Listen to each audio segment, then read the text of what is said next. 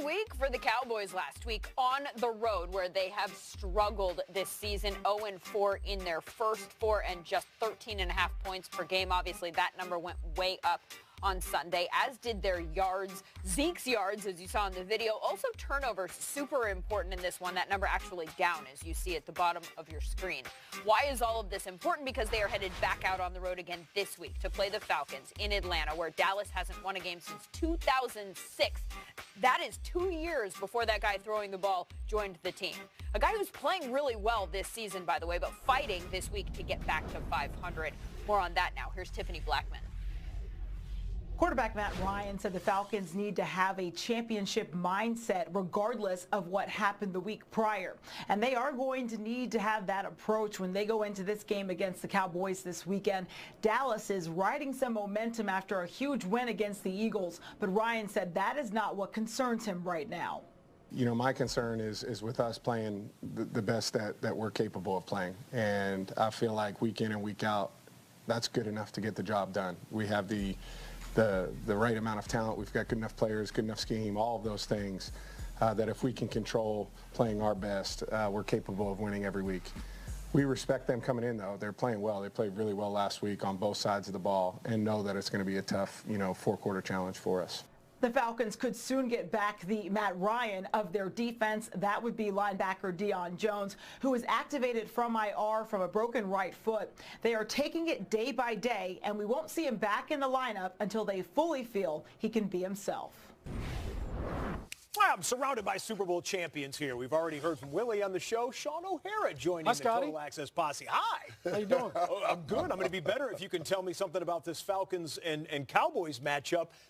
Last time we saw the Cowboys, they looked like a different bunch on offense. What's the recipe this week? Same thing? The secret to success, I think, is three things. And I'm going to start with the three keys of success, all right, for the Cowboys. The three food groups? Yes, it is. I'm going to start with Zeke Elliott. High volume touches. He had 25 touches, right, for 187 scrimmage yards, 2 touchdowns. Scheme runs and find creative ways to get him the ball out of the backfield. When he touches the ball that many times, this offense has a lot of success. And then on the other side of things, we all talked about and wondered what the passing game will look like.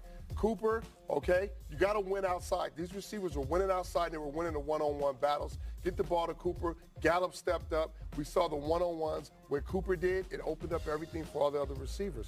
Dak was able to throw the ball downfield, 270 yards passing. And then guess what? When you get up in a football game, you turn Marinelli's defense loose. So you get the pass rush. You get these schemes and these design guys with these games and studs up front. They get after the quarterback. They're one of the best defenses in the league at putting pressures on quarterbacks and finding ways to get turnovers. Leighton Vander Esch is starting to play some nice football, too. The rookie, he was not the most well-received first-round draft pick in the history of the Cowboys franchise. They appreciate him now, don't they? They appreciate him now. You got that right. Flip it over to the Falcons here for me, Sean. Find me a difference maker for Atlanta. Well, for Atlanta, really, it's Matt Ryan and really his two receivers, Calvin Ridley and Julio Jones. This is the one thing that I think is a mismatch for the Atlanta Falcons against the Cowboys. I don't think the Cowboys can cover these guys.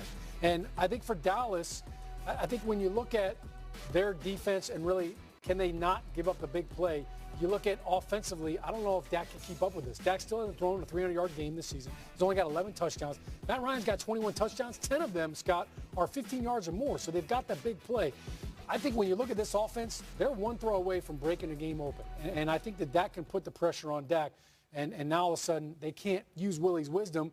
And if they find themselves down, they can't lean on Zeke. They're going to get away from the run game. So I look at the Falcons. They're coming off an awful loss against Cleveland, where defensively they gave up 211 yards rushing. Nick Chubb went Chumbawamba on them. And I think when you look at what they did offensively, I mean, they totally wet the bed. Matt Ryan had 2 fumbles. They on 4th and 1 down on the goal line, they didn't convert. So they basically gave the game up, and I'm sure that they're salty about it right now. They went pass happy and didn't run the ball. That could play in the Dallas's That's favor. been a narrative for them for a while. A couple of nice things for the Falcons. One, you're going to see Matt Ryan, our special guest after Thursday Night Football. Tomorrow night right here on Total Access, Matt Ryan will join us. And the Pro Bowl linebacker, Deion Jones, who had been out since week 1, he's back with them now, so get him back in the fold. That'll make a difference. Okay, Dallas Cowboy fans, what is about to happen next here on NFL Total Access may be disturbing to some. We have put James Jones over at what we call the touch screen with the Dallas Cowboys' remaining schedule. It's bad. He is going to predict the future live before your eyes. Viewer discretion is advised. Hey, I appreciate that, man. But listen, I'm just going to speak off of what I see, man. They played well last week, and I'm a believer in Zeke, but I'm not a believer in Dak. Right here, the Falcons in that dome with that high-powered offense for the Falcons, that's a loss. That's a loss. That's a loss. They will not accept it. I don't know. Then the Redskins come into town. The Redskins, I love what Alex Smith is doing, not turning the ball over. They play D. That's a loss, and it ain't working. That's a loss, and it ain't working. You know why it's not working? I'm just trying to tell you. Cowboys fans are everywhere. The touchscreen does not believe you. I get it. I like the slow-down ball with the Washington Redskins and how they've been playing it. But if Dallas Cowboys offense can go out and be explosive and they get ahead, I just don't believe that offense for the Redskins can catch up. I know Jerry Jones owns a lot of stuff around here, but dang, you gonna mess my touchscreen up, Jerry? God, please, I ain't doing the Cowboys like that. But the Saints, that's a loss. They ain't let me press I'm keeping manual count here. They're gonna win this one. I'm gonna say they're gonna win this one right there. Philly. They're gonna win that one. Hold on, I'm going liar, liar. Pants are on fire. There's no way they're sweeping the Eagles. They just beat them at home, Sean. Sweet. Andrew Luck, I love him. They're going to lose this one, and then they're going to finish out the last two with W's right there. And that's going to put them, you can't see, 7-9. Hey, don't be messing with my touchscreen, Jerry. Don't do that, man. 7-9 Cowboys, they missed the playoffs. Wow. Loss, loss, loss. Win, loss. Win, win. But those two wins you're saying will not matter there. All right.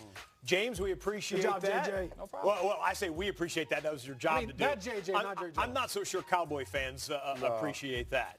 Hey, Lindsay, you're going to join us right now with a little bit more on another matchup of two teams going in two different directions. Yeah, it is the rivalry game that Willie McGinnis thinks is bigger than Steelers-Ravens. He said that in our meeting today. Definitely got my attention. Also a raised eyebrow or two. But then he backed his statement up with reasons, and he will share those with you after the break.